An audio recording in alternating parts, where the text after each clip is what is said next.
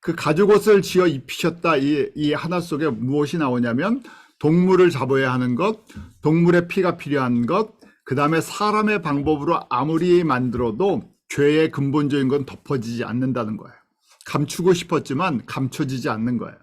그래서 하나님께서 하나님 차원에서 덮어주시는, 우리 이제 히브리 말로 카파라 그러죠. 덮는 거예요. 덮어주시고 깨끗게 해주시는 것을 지금 동물과 피와 하나님의 차원에서 이루어 주실 것을 가죽옷을 통해 보여주시죠. 또 이 가죽옷을 통해서 동물의 희생 제사가 필요하다는 것을 이 안에 가르쳐 주셨다고 저희가 볼 수 있어요. 왜냐하면 오늘은 다루지 않지만 저희가 하나님의 구원 계획 다룰 때 창세기 4장에 가인과 아벨의 제사가 나오죠. 그때 아벨은 동물의 제사를 지내고 가인은 그렇지 않았어요. 그래서 하나님께서 왜 아벨의 제사만 받았나? 그 식물의 제사를 받기 싫어하시는 것이 아니라 이미 창세기 3장 21절 이 안에 아담을 통해서 그 자녀들에게, 아담과 그 자녀들에게 어떻게 하나님 앞에 나와서 제사를 지내는 것에 대한 이 인스트럭션이, 가르침이 있으셨다는 거예요. 그래서 꼭 동물을 통해서 제사를, 그 동물과 동물의 피가 필요하다는 걸 가르쳐 주셨는데 가인이 듣지 않았다는 얘기죠. 자, 그 가죽옷을 입혀줌으로 말미암아 이제 그 영의 눈이 조금 열려서 성령님과 악령 분간할 수 있고, 문제는 생명나무 실과를 먹으면 영생을 하게 되죠. 그래서 쫓겨나서 에덴 동산 바깥에서 살게 되고, 에덴 동산의 생명나무는 그룹들과 도는 하엄곰을 통해서 지키게 하셨죠. 왜냐하면 이것을 먹고 영생까지 하면 아직 안 되니까요. 자, 그래서 저희가 이 간단한 표지만요, 저희 세상을 어떻게 볼 것인가, 기독교인의 세계관이 이 안에 들어가 있어요. 원래 저희가 에덴 동산의 상태를 이제 이터너티라고 이제 보는 거죠. 왜냐하면 영원한 생명이 처음 창조되었을 때 영원한 생명이 있었어요. 그래서 거기가 에덴 동산이라고 보셔도 되고, 바로 그 안에 영생이 있었고 생명나무의 열매를 먹을 수 있었죠. 그런데 타락하고 지금 우리 시간 세계 이 땅으로 떨어졌죠. 이 땅은 유한한 곳이에요. 한계가 있죠. 그래서 이곳에는 우리가 이제 시간, 공간의 제한을 받고, 사람의 수명이 저희가 이제 70년, 80년, 120년을 넘지 않죠. 그리고 이 땅의 역사도 이제 사람이 보는 여러 가지 역사관이 있는데, 하나님의 우리가 성서적으로 봤을 때는 창조 목적을 훈련시키는 기간이다 하는 거예요. 대상이 있어요. 하나님의 백성을 훈련시키는 거지, 하나님의 백성이 아닌 사람들을 훈련시키는 건 아니에요. 하나님의 백성이라는 것은 잠재적으로 앞으로 하나님의 백성이 될 사람들과 하나님의 백성이 된 사람들, 그런 것이죠. 예정되어 있는 사람들과 지금 하나님의 백성들, 하나님의 백성이 아닌 또 마귀의 자녀들, 세상 사람들이 있다는 것을 알게 돼요. 그래서 하나님의 백성들을 훈련시키는 것이 목적이에요. 그래서 세상 사람들과 하나님의 백성들의 세계관, 인생관, 가치관은 다를 수밖에 없어요.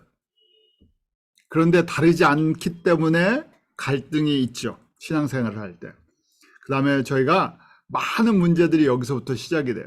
어떨 때 그런 그 사람들이 상처를 받죠. 교회에 나왔는데 목사님, 아니면 장로님, 아니면 권사님, 이런 신앙의 지도자라고 생각했는데 그분들이 교회에서는 정말 거룩하고 구별된 삶을 사는데 교회 밖에 세상에 갔더니 세상 사람보다 더한 세상 사람이다. 그러면 사람들이 보면 실족하게 되죠. 야, 어떻게 저렇게 살 수가 있나 그래갖고요. 왜냐하면 저희가 온전한 사람이 없죠. 저희도 다 세상에 있던 사람들이잖아요. 세상에 있던 사람들, 세상에 있다는 것이 무엇입니까? 세상 가치관, 세상 세계관 속에 살다가 예수 그리스도를 만나고 새로운 세계관을 이제 알기 시작한 거예요. 변화돼야 되죠. 트랜스폼이 일어나야 되는데 이게 잘 안 일어나면 우리가 이중적인 삶을 살게 돼요. 그래서 광야의 삶을 하나님께서 보여주셨어요. 출애굽한 다음에 그냥 바로 가나안으로 들어가지 않고 40년 동안 이 광야에서 시간을 훈련을 받게 하셨죠. 똑같은 거예요. 그래서 40년 광야처럼 좀 크게 보면 이 세상 성서의 시간으로 봤을 때 7,000년의 시간은 창조 목적을 훈련받는 시간이다. 그래서 구약 4,000년, 우리 신약 2,000년, 기독교 역사 2,000년에 예수님은 만약에 앞으로 오신다 그러면 이제 천년왕국이 시작돼서 합쳐서 천년왕국과 기독교 역사 2,000년, 신약 시대 합쳐서 3,000년이에요. 그래서 합쳐서 우리가 7,000년을 한번 보는 거예요. 그러고 나서 예수님께서 백보자에서 심판하시고 새하늘과 새 땅으로 이제 하나님의 백성들을 인도하시죠. 그래서 다시 이터너티, 새하늘과 새 땅을 우리가 에덴 동산을 회복한다 이런 표현을 쓰기도 하고 에덴 동산의 상태로 돌아간다 이런 표현을 쓰기도 해요. 왜냐하면 영원한 생명을 갖는 상태이기 때문에 완성된 거예요. 그래서 크게 보면 하나님의 나라는 우리 에덴에서 시작해서 에덴으로 완성이 되는 거죠. 하나님이 실수하셨다, 뭐가 부족해서 아니면 뭐 문제가 있어서가 아니라 지금 이 전체를 이터너티에서 이 세상으로 다시, 그리고 다시 저 세상 이터너티로 돌아가는 거, 이 전체를 저희가 볼 때 구원의 완성, 창조의 완성, 하나님의 나라가 완성되는 모습을 이렇게 볼 수 있죠. 이거 이해하시죠? 많이 들으셨어요. 또 궁금하신 있으신 것 있으면 이 안에서 나중에 질문해 주시기 바랍니다. 자, 그렇기 때문에 저희가 지금 창세기 3장 15절은 이제 아담이 타락하고 이 세상이 이제 시작이 됐죠. 그래서 이것의 시작인데, 근데 이것이 이 세상에 그냥 영원한 것이 아니라 다시 하나님의 아들, 우리 성자 예수님이 오셔서 이것을 회복하시는, 온전케 하는 이 플랜이 이미 창세전에 준비가 돼서 돌아간다. 그 첫 번째 보여준 것이 내가 어떻게 이걸 할 것인가? 여자의 후손으로, 창세기 3장 15절, 여자의 후손으로 내려와서 시작할 것이다. 근데 그 사건은 예수님이 오셔서 이 가죽옷을 보여주시면서 동물과 희생제물과 피랑 연결이 되어 있다는 것을 보여주신 거예요. 자, 복음을 주신 목적을 한번 우리 이제 다시 로마서로 돌아와서, 로마서 1장 1절부터 6절은 너무너무 중요합니다. 그러니까 서론이면서 이 복음이 무엇인가를 아주 딱 핵심적으로 정리를 해주신 거예요. 구약의 내용이 무엇인가 딱 정리를 해주신 거예요. 이스라엘이 어떤 역할을 한 것인가 딱 이 안에 다 들어있어요. 그래서 저희가 이 로마서 1장 2절부터 6절까지를 정확하게 인식을 하면 복음이라는 것, 가장 우리 기독교 신앙의 기초가 되는 파운데이션을 굳건히 세울 수 있습니다. 그러니까 여러분들이 시간이 나실 때마다 로마서 1장을 계속 읽으세요. 1장부터 전체를 다 읽으셔야 되는데 1장이 그만큼 중요합니다. 자, 창조하신 목적, 우리 공부를 가끔씩 했었죠. 창조 목적이 무엇인가, 지금 같은 거예요. 창조 목적 훈련시키신다는데 도대체 왜 사람을 창조하셨나? 왜 하나님의 백성을 창조하셨나? 이 땅과 하늘과 땅들을 창조하셨나? 창조하신 목적이 뭐라고 했죠? 한마디로 얘기하면요, 하나님의 영광을 위해서. 그래서 이사야 43장 7절, 내 영광을 위해서. 또 이사야 43장 21절, 나의 찬송을 부르게 하려 합니다. 골로새서 1장 16절, 예수 그리스도를 위하여, for him이라고 되어 있죠. 예수님을 통해서 창조되었고 through him and for him, 그를 위해서. 그러면요, 그거예요. 창조 목적을 저희가 훈련한다는 것이 무엇입니까 하는 거예요. 그래서 저희가 예배도 그렇고요, 찬양도 그렇고 기도도 그렇고 창조 목적 훈련하는 거예요. 교회 봉사도 마찬가지예요. 교회 봉사를 하는데 처음에 우리 교회 생활하면 복 받으려면 교회 봉사도 해야 돼. 그래서 교회 이제 등록하면 봉사 시켜 주시잖아요. 뭐 맞는 거, 좋아하는 거, 또 뭐 은사에 맞춰서 성가대도 하고 뭐 부엌 봉사도 하시고 차량 봉사도 하시고 하는데 봉사는 단순하게 복을 받기 위한 것, 신앙이 더 성장하기 위한 것이라고 볼 수도 있어요. 근데 굉장히 그거는 기초적인 거죠. 그렇게 해서 신앙이 성장되는 것은 한계가 있어요. 어느 정도까지는 조금 도움이 돼요. 적응하는 것. 왜냐면 이것도 조직이니까, 단체니까 들어와서 적응하는 데는 도움이 되지만 본질적인 것은 내가 하나님의 피조물인데 피조물이 어떻게 영광을 받으시는 본질적인 걸 알아야 돼요. 그 본질이라는 것은요, 간단합니다. 어렵게 생각하지 마세요. 창조주가 창조주 되시고 나는 피조물이라는 것을 인정하는 거예요. 다시요. 언제 창조주가 영광을 받으시냐? 언제 하나님이 영광을 받으시냐? 하나님이 하나님 되심을 인정하는 거예요. 자, 그런데 그래서 우리 하나님께 영광을 돌린다는 것 첫 번째, 하나님의 정체성을 깨닫고 인정하고 고백하고 기도하고 찬양하는 거예요. 가장 아름다운 찬양은 무엇인가? 하나님의 정체성을 고백하는 거예요.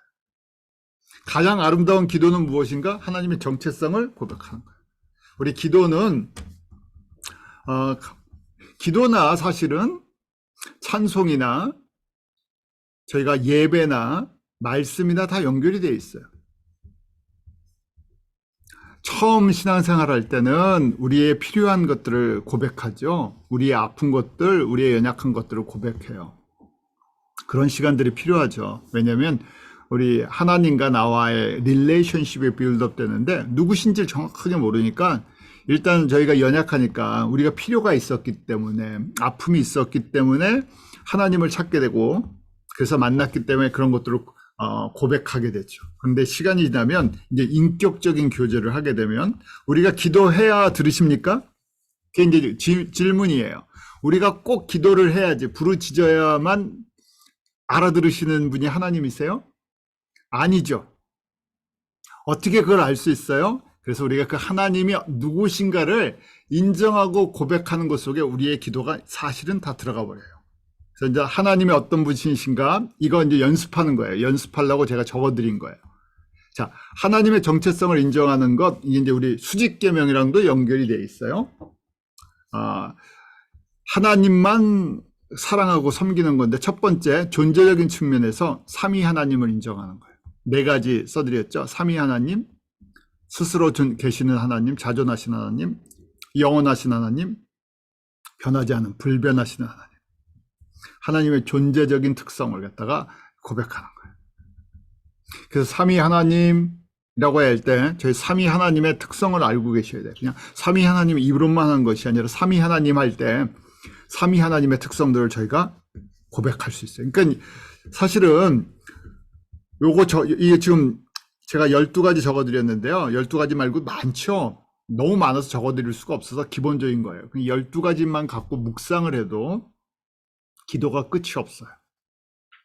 근데 이 안에 이제 저희가 살을 붙이는 작업을 여러분들이 하셔야 되는데, 살을 붙이려면 어떻게 해야 됩니까? 하나님이 누구신지를 알아야죠. 이건 제목들만 드린 거니까. 삼위 하나님, 그럼 성부, 성자, 성령 하나님이세요. 우리 성부 하나님은 같은 삼위 하나님이신데, 플래너라는 표현을 쓰죠. 계획하시는 분. 그래서, 창조도 같이 하셨고, 또 하나님의 이 구원도 같이 이루어 나가시고 이 모든 걸 같이 하시는데 거기에 꼭 대표성을 갖고 계시는 분이 성부 하나님이세요. 그래서 기도할 때도 우리 하늘에 계신 우리 아버지라고 고백을 하잖아요. 그렇다고 아버지만 기도를 받으시는 것이 아니라 삼위 하나님이 같이 받으세요. 그래서 삼위 하나님에 대한 것. 그렇지만 우리가 인간과 접촉하시고 인간이랑 이야기하시고 인간에게 나타나시고 하시는 분은 누구시라고요? 성자 하나님. 그래서 우리가 집행자 진이라고 얘기를 하죠. 언약하신 것을 이루시는 분, 실질적으로 언약하신 것을 이루시는 분. 그래서 집행자, executor라고 얘기를 하죠. 그 다음에 이 모든 것들을 가능케 하시는 enabler를 우리 성령님이라고 얘기해요. 그러니까 삼위 하나님, 자존하신 하나님, I am who I am, 영원하신 eternal 가시고요. 변하지 한번 언약하시고 지키시는 분이시고 변하지 않으세요. 자, 사역적인 측면에서 하늘과 땅의 모든 것을 창조하셨죠. 하나님이 창조하지 않으신 것이 없어요. 또한 전능하세요. 또 전지하시죠. 모든 걸 알고 계세요.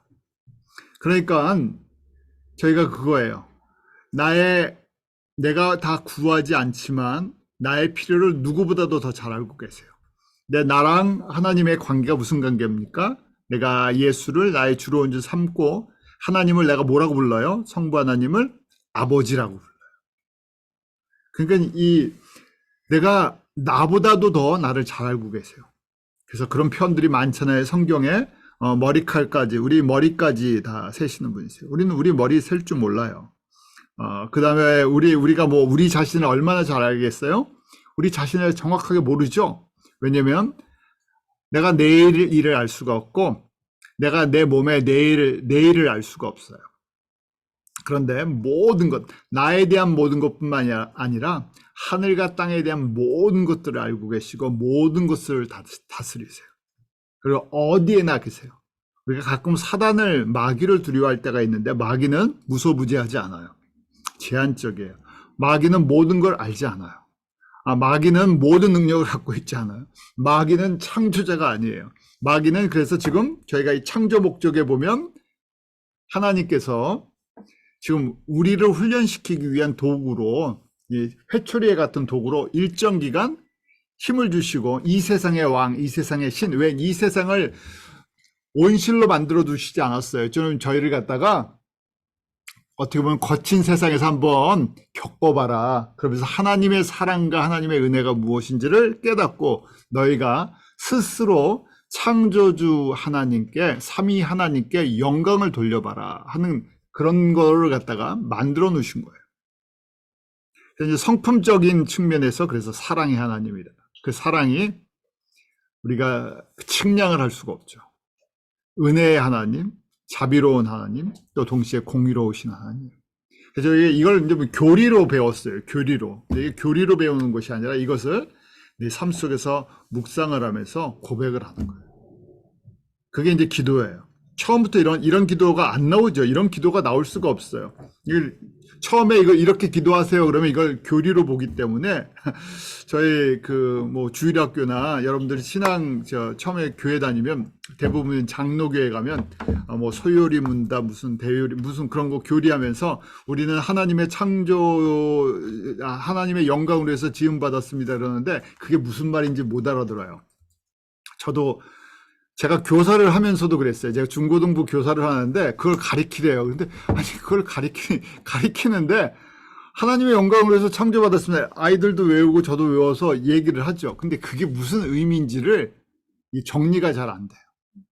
왜냐하면 그런 하나님을 겪어보질 않았기 때문에 지식으로 배우는 거랑 내 삶 속에서 그런 하나님을 지금 이런 존재적인 측면, 사역적인 측면, 성품적인 측면, 사랑의 하나님, 은혜의 하나님을 체험하기 위해서 내가 은혜를 겪어봐야 이것도 은혜구나. 주님께서 내 삶 속에 이런 은혜를 베풀어 주셨구나 하는 경험이 있어야 될 거 아니에요. 물론 큰 건 알아요. 큰 것, 우리 이제 신학이라고 해야죠. 이 theology, 신학적인 성서적인 차원은 아는데 그게 좀 경험이 있어야 내가 진심으로 고백이 나오죠. 말씀이 깨달아지죠. 그래서 시간이 필요해요. 그러면서 이것이 이제 기도가 될 수 있고, 그 다음에 이것이 찬양이 되기도 하고, 그래서 이것을 계속 고백하고 하나님께 올려드리면 이것이 하나님의 영광을 나타내는 거예요. 무엇을 해서가 아니라, 봉사를 해서, 주의를 지켜서, 헌금을 해서 하나님이 영광을 받으시는 것이 아니라, 하나님은 항상 뭘 먼저 보십니까? 우리의 중심을 보세요. 중심에 이게 있냐는 거예요. 이게 없는데 봉사하고 지키고 섬기고 헌금하고 하면 그럼 뭐라 그러세요? 겉과 속이 다르다는 거예요. 저희가 잘 알죠? 저희 속을 보시면 동기가 불순한 거예요. 뭘 받으려고 이렇게 딜을 하는 거죠. 하나야. 내가 이거 하나 이만큼 드렸으니까 그러죠. 11조를 드려봐라. 그러면 부어주시나 안 부어주시나 그러니까 더 받으려고 그런 하시는 분들도 있을 수 있겠죠. 잘 몰라서 그러는 거죠. 그런데도 하나님께서 그럼에도 불구하고 은혜를 주세요. 우리가 어떨 때는 잘못된 동기로 하는데도 그래도 또 은혜를 베풀어 주실 때가 있어요. 자, 이거 우리 12가지를 깨닫고 인정하고 그 다음 고백하고 이렇게 찬양하고 이렇게 기도하고 또 마찬가지예요. 나는 어떤 존재인가? 나는 피조물이에요. 그러니까 피조물이 하나님 앞에서 내가 어떤 존재인지를 고백하는 거예요. 다른 사람과 비교하려는 게 아니라 창조주 앞에서 우리 예수님 앞에서 내가 어떤 존재인지를 고백하는 거예요. 그래서 나는 어떤 존재인가? 예수님 앞에서 피조물의 한계성이에요. 원죄 때문에 나는 죽고 심판받아야 할 존재예요. 이것만 깨달아도요. 제가 예수님 앞에서 할 말이 없어요. 왜요? 우리가 예수님을 알지 못했으면 내가 예수님을 찾은 게 아니죠. 내 스스로 노력해서 얻은 게 아니에요. 예수님께서 나에게 은혜를 베풀어 주셔서 내가 예수님의 자녀를 삼아 주셨는데 그것도 창세전에 하셨대요. 깨닫지 못했는데 어느 순간 나에게 찾아와 주셔서 깨닫게 해주셨어요. 성령님을 통해서. 또 주변의 믿음의 사람들을 통해서, 환경을 통해서, 뭔가를 통해서 나에게 눈을 뜨게 해주셨어요. 고백해 해주셨어요. 그래서 우리가 너무나 잘 암송하는 거예요. 우리를 사망에서 생명으로 옮기셨어요. 그거 하나만 생각해도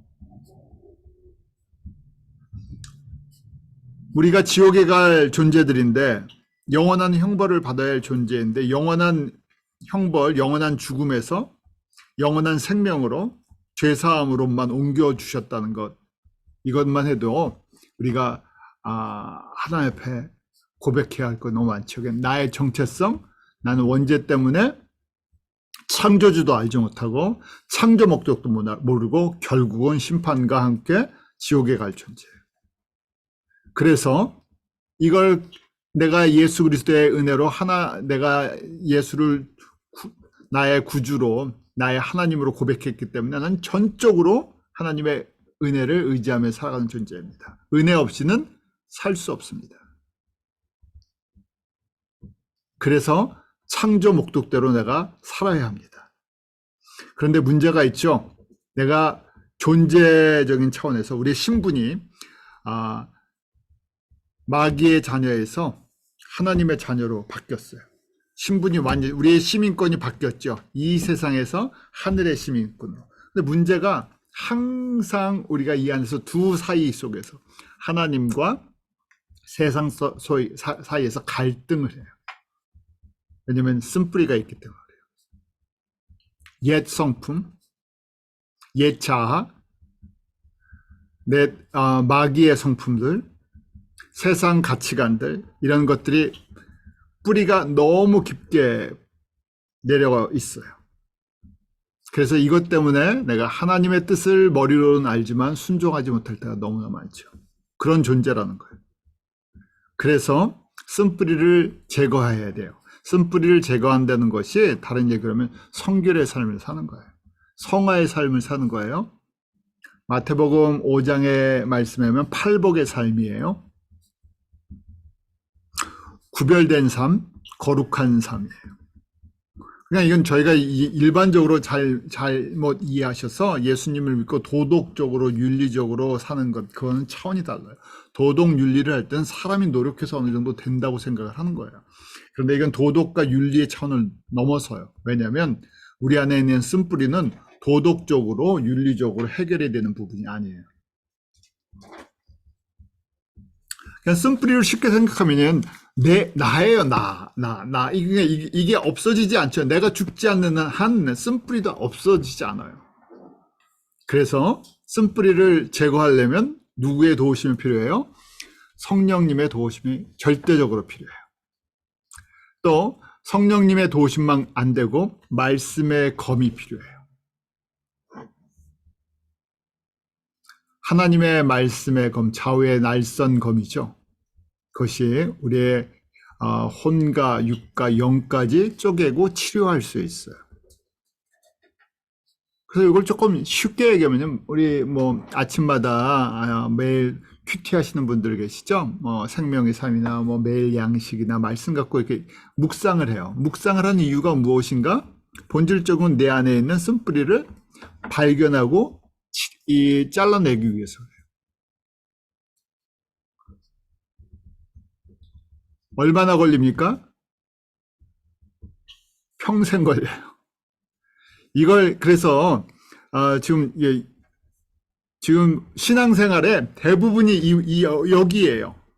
제가 지금 이렇게 말씀을 정리해보면 구원받은 하나님의 자녀들이 거듭나서 새 생명이 시작됐어요. 태어났잖아요. 근데 영적으로 이제 성장하는 과정이에요. 영적으로 성장하는 과정이 무엇인가? 다른 얘기 그러면 성결의 삶이에요. 성화의 과정이에요. 팔복의 삶이에요. 근데 거기에 핵심은 무엇인가? 쓴뿌리를 제거하는 거예요. 다시 또 얘기하면요. 창조 목적 훈련을 받는데 창조 목적 훈련을 받는 거에 핵심 교육이 무엇인가? 말씀을 통해서 내 안에 쓴뿌리를 발견하고 잘라내야 돼요. 근데 말씀에 검이 되려면 말씀을 잘 준비하셔야 돼요. 왜냐면 하나님의 말씀이 살았고 운동력이 있으려면 그 말씀이 내 안에서 역사를 해야 되는데 적당히 알아갖고는 역사를 하지 않아요. 그렇잖아요.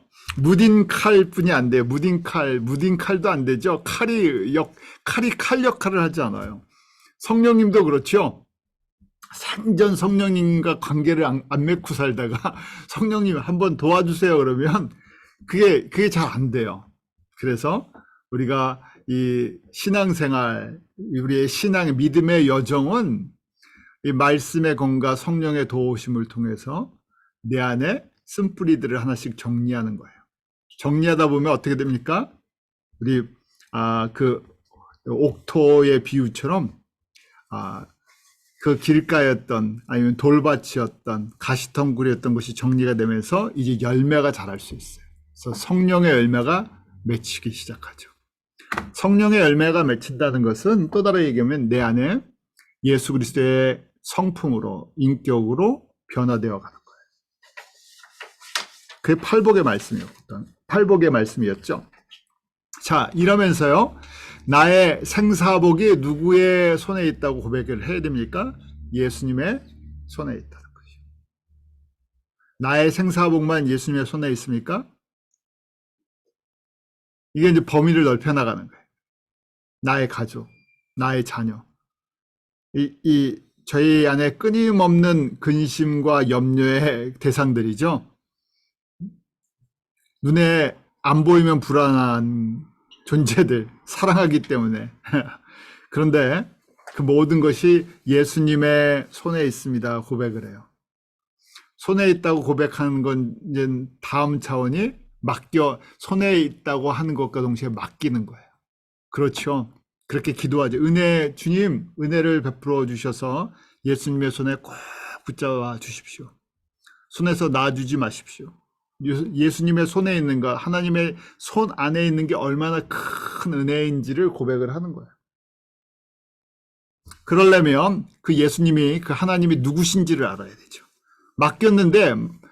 우리가 맡겼는데 불안한 거예요. 왜 불안해요? 하나님이 누구신지 신뢰가 가지 않으니까. 그러니까 이게 먼저죠. 하나님의 정체성을 깨닫고 인정하고 고백하는 이게 먼저예요. 이게 안 되면요, 맡기지를 못해요. 그렇잖아요. 저희가 아이들 저희가 널서리나 어디에 맡겨야 되는데 거기에 있는 그 교사나 널서리를 못 믿어요. 그럼 아이들 맡길 수 있겠어요? 한국에서 가끔 그런 사고 나잖아요. 그럼 불안하잖아요. 그럼 마찬가지로 우리가 맡겨야 되는데 하나님이 어떤 분이신지를 정확하게 모르니까 맡기지를 못해서 어떻게 합니까? 입으로는 내가 예수님을 주라고 고백하면서 어떻게 해야 돼요? 내가 다 쥐고 있어야 돼요. 내 눈에 보이는데 다 갖고 있어야 돼요. 그래서 두 가지를 섬기게 되죠.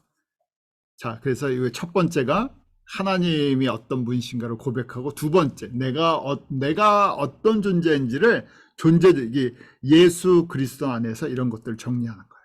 그래서 결국은 내가 어딜 가야 됩니까?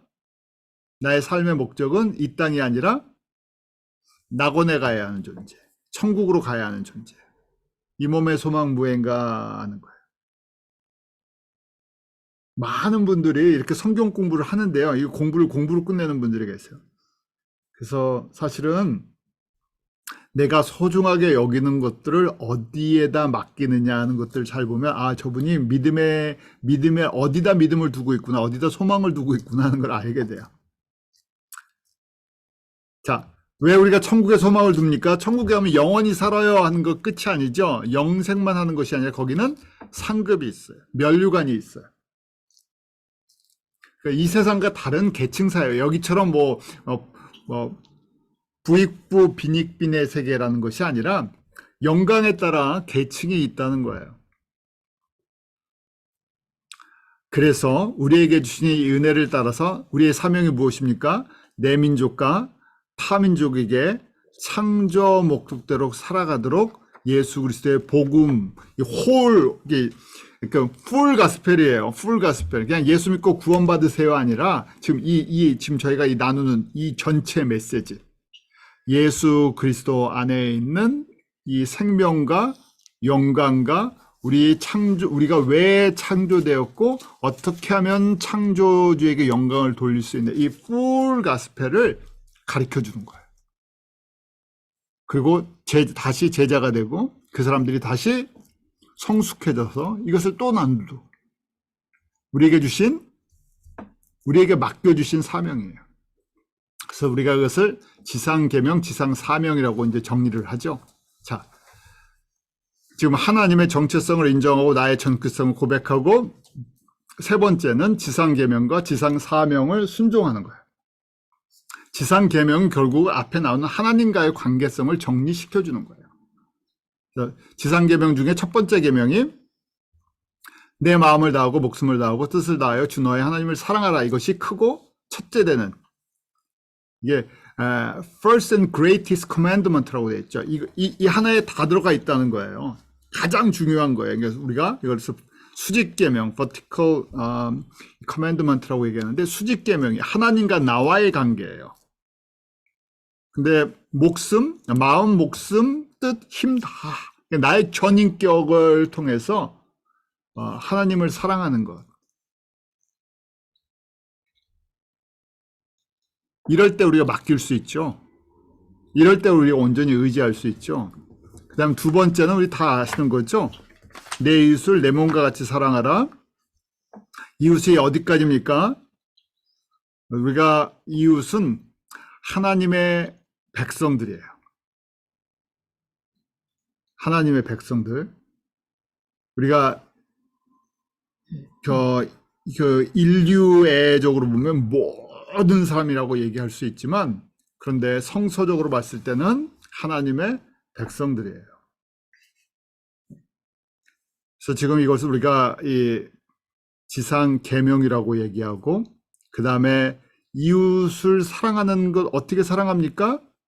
구제도 할 수 있고 힘든 거 도와줄 수도 있고 여러 가지가 있죠. 가장 큰 게 뭐예요?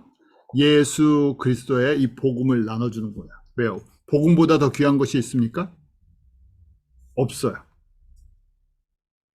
창조주를 알고 창조주께 영광을 돌리는 것보다 더 귀한 것이 있습니까? 없어요. 그게 제일 우선순위예요. 그래서 우리가 잘 아는 대로 지상사명, 사도행전 1장 8절, 마태복음 28장 18절, 19절, 20절처럼 모든 족속으로 제자를 삼는 것, 예루살렘과 온 유대야 사마리아 땅까지로 예수님의 증인이 되는 것. 누가 도와주세요? 내가 하는 게 아니죠. 성령님이 도와주세요. 왜요? 누구의 일이기 때문에? 하나님의 일이기 때문에.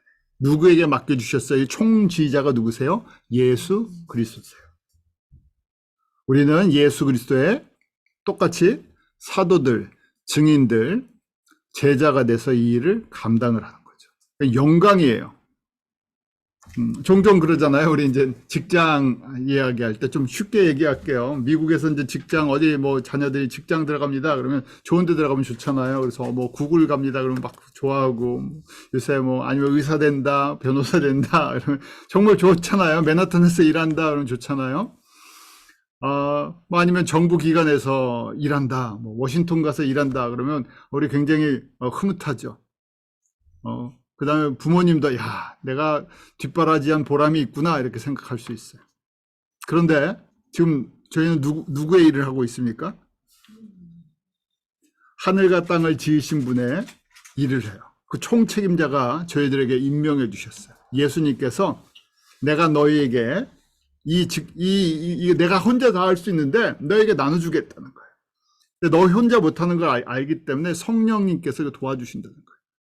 그러니까 저희가 뭐 자랑할 일은 아니지만요, 굉장히 위대한 일들을 감당하는 거예요. 누가요? 예수 그리스도의 증인으로 사는 게. 그러니까 이게 보통 일이 아니잖아요. 만약 저희가 내가 백악관에서 저를 특별히 불러갖고 저에게 아주 이 시크릿 에이전트 같이 저한테 아주 귀한 아주 임명을 딱 해줬어요. 그럼 말하고 싶잖아요. 내가 말이야 며칠 전에 바이든을 만났는데 나한테 이런 나만 이거 하게 해줬다고 막 주변 가까운 사람한테 얘기해주고 싶잖아요. 내가 이런 존재야 그러면서요. 근데 지금 저희가 미국 대통령이 부른 거랑 비교가 안 됐죠. 그래서 저희가 받은 게 얼마나 귀한 건지 저희가 한번 생각해 보시길 바라요. 그래서 왜 우리에게 복음을 허락하셨습니까? 이 예수 그리스도의 이 복음은 첫 번째 보면 하나님의 자녀를 회복시키는 거예요. 그래서 예수 그리스도께서 직접 움직이시는 거죠. 그래서 자녀들을 건져내는 것만이 아니라 그 자녀들을 어떻게 해야 돼요? 창조 목적에 맞춰서 교육을 시켜줘야 돼요. 이게 복음이에요. 복음. 예수 그리스도의 복음은 그냥 생명을 주는 걸로 끝나는 것이 아니라 어떻게 해요? 우리 양육이라 그러잖아요. 제자 훈련 이런 표현을 쓰는데 이거 결국은 하나님이 원하시는 하나님의 백성의 목적대로, 창조주의 목적대로 거기까지 성장을 해야 돼요. 그래서 요한계시록에 보면 예수님께서 표현하실 때 요한계시록에 보면 신부라고 불러주시잖아요. 신부요. 또 다른 말은 신부교육하는 거예요. 내가 이 땅에서 예수님을 나의 구주로 고백하고 그 다음부터 뭐예요? 자녀이면서 동시에 뭐가 돼요? 신부가 돼요. 그러니까 신랑 수준에 좀 맞춰서요 신부교육을 받는 거예요. 그걸 언제 준비하셨나? 창세전에. 그래서 우리가 이제 미스터리, 신비라는, 비밀이라고 이제 번역을 되어 있는데 신비죠. 왜냐하면 사람의 지식, 계획, 어떤 경험으로 알 수 있는 부분들이 아니에요. 그래서 세상 공부를 아무리 많이 해도 이걸 깨달을 수가 없어요. 반대로 세상 공부를 별로 많이 못했는데 이걸 갖다 깨닫게 해주세요. 은혜로요. 그래서 제가 종종 아프리카 말씀드리죠. 아프리카 사랑하는 형제들, 목회자들 보면 저희가 그냥 그 교육적인 이런 아카데믹한 교육적으로 보면 저희가 교육을 엄청나게 많이 받았죠.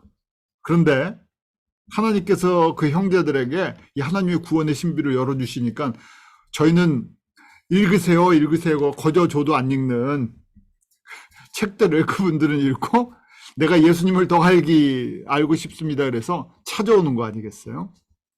은혜를 베풀어 주셨어요. 그래서 이 복음 안에는 창조 목적까지를 다 포함시켜야 돼요. 예수님이 이 땅에 오신 것은 단순하게 하나님의 자녀를 구원하시는 것이 아니라 자녀를 신부들 교육까지 시켜주시는 거예요. 예수님의 신부가 되게.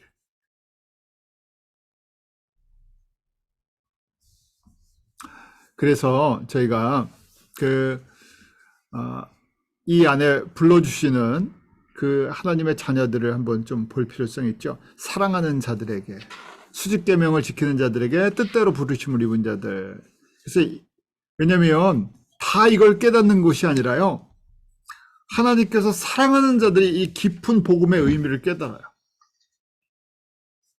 그렇게 표현되어 있어요. 하나님의 자녀들인데 이 복음을 받아들이는 이 수준이 조금씩 다 달라요. 복음 자체가 귀하지만 이 복음의 이 깊은 이 풍성한 은혜를 다 깨닫지는 못하죠. 그래서 그냥 구원받은 걸로 만족해 하는 사람들, 하나님의 자녀가 된 걸로 만족해 하는 사람들. 그런데 이 큰 복음의 은혜를 깊이 깨달으면 예수님께서 사랑하는 자들이다, 또 수직계명을 지키는 자들이다, 뜻대로 부르심을 입은 사람들이다, 로마서 8장의 사람들이다, 그 8장의 사람들이 8장 28절 우리가 알거니와 하나님을 사랑하는 자고 그 뜻대로 부르심을 입은 자들에게는 모든 것이 합력해서 선을 이루는 사람들이에요.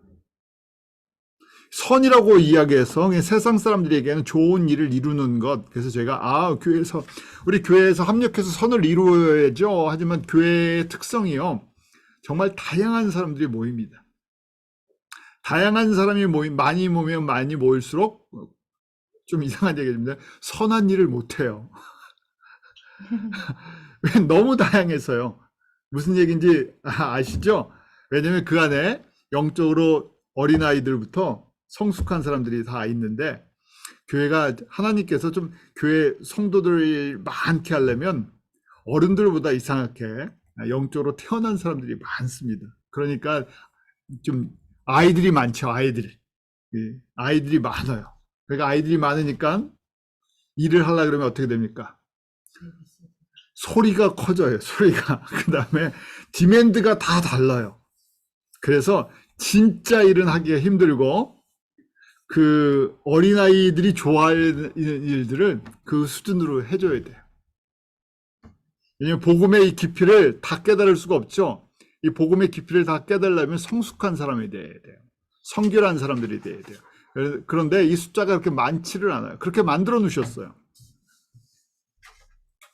그래서 로마서 8장 우리 이 성령의 사람들인데, 성령에 다스리는 사람들, 이 사람들은 진짜 하나님의 창조 목적을 알아서 저희가 합력한다는, 그리스도 예수 안에서 함께 지어져 가는 것이 무엇인지를 아는데, 이 성전의 그림이 그려져 있는데, 또 다른 얘기는 구약을 통해서 아니면 신약을 통해서 예수 그리스도에 대한 그림들이 선명하게 보이는데, 안 보이면 어떻게 됩니까?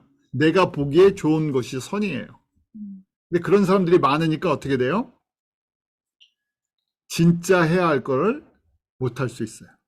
그래서 지금 8장의 사람은 지금 수직계명을 지키는 사람들, 하나님을 사랑하는 사람들, 마음과 성품과 뜻과 힘을 다하여 주 하나님만을 사랑하고 의지하는 사람들, 저희 또 하나님의 정체성을 인정하고 고백하는 사람들, 내가 어떤 피조물인지를 고백하는 사람들, 이런 것이죠.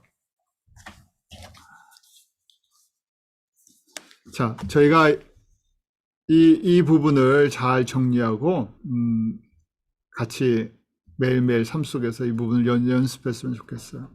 지금 그래서 여러분들 예수님의 또 하나님의 정체성을 잘 정리하셔서 우리 12가지 이런 거 있잖아요. 여기 이제 더 여러분들이 더 붙이실 수 있어요. 하나님은 어떤 분이신가? 삼위 하나님, 우리 예수님은 어떤 분이신가? 우리 예수님 기독론이라고 하죠. 예수님이 어떤 분이신가? 예수님이 여기 다 들어가죠. 삼위 하나님이 동시에 또 예수님이시잖아요. 예수님을 여기다 다 집어넣고 그걸 묵상을 하고 고백을 하는 거예요.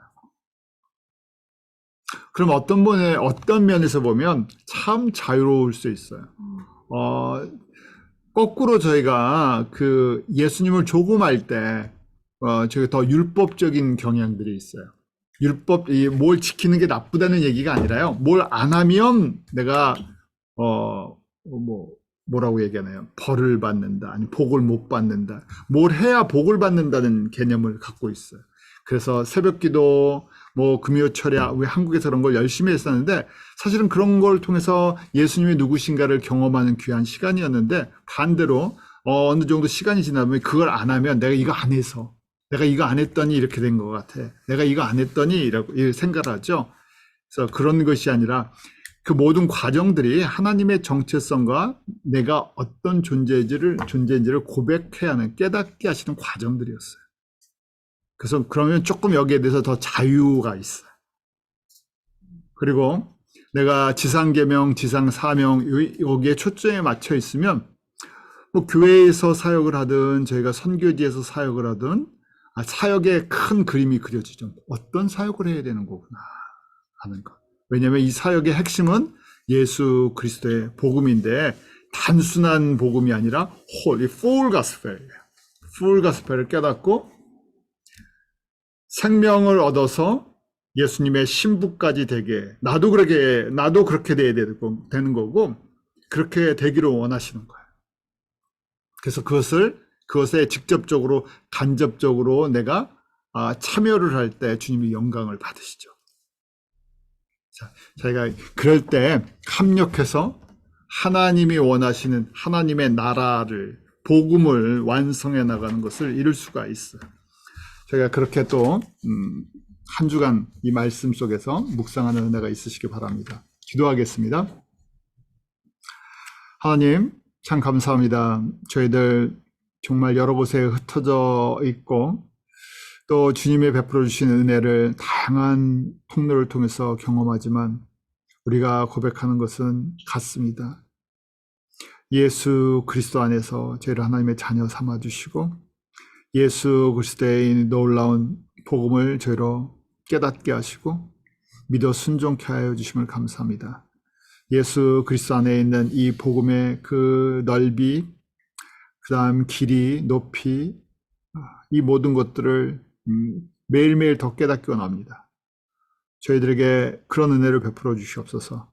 성령님 저희 한 분 한 분들을 도와주셔서 저희가 전심으로 예수 그리스도만을 의지하고 고백하게 하시고 또 저희가 우리의 연약함에도 불구하고 하나님의 자녀 삼아주시고 하나님의 일꾼 삼아주시고 특별히 주님 오실 때가 가까운 이때 이 귀한 복음의 사명을 맡겨주셨사오니 저희가 속한 이곳에서부터 모든 민족 가운데 쓰임받는 통로로 주님 앞에 나아가기 원합니다. 주님 앞에 구별된 삶, 거룩한 삶으로 살기 원합니다. 성령님 도와주시고 저희 한 사람 한 사람을 새롭게 하여 주셔서 주님 오실 때까지 이 귀한 사명 감당하는 주님의 도구로 쓰임받고 영광 돌리게 하여 주시옵소서. 감사하며 예수님 이름으로 기도하옵나이다. 아멘.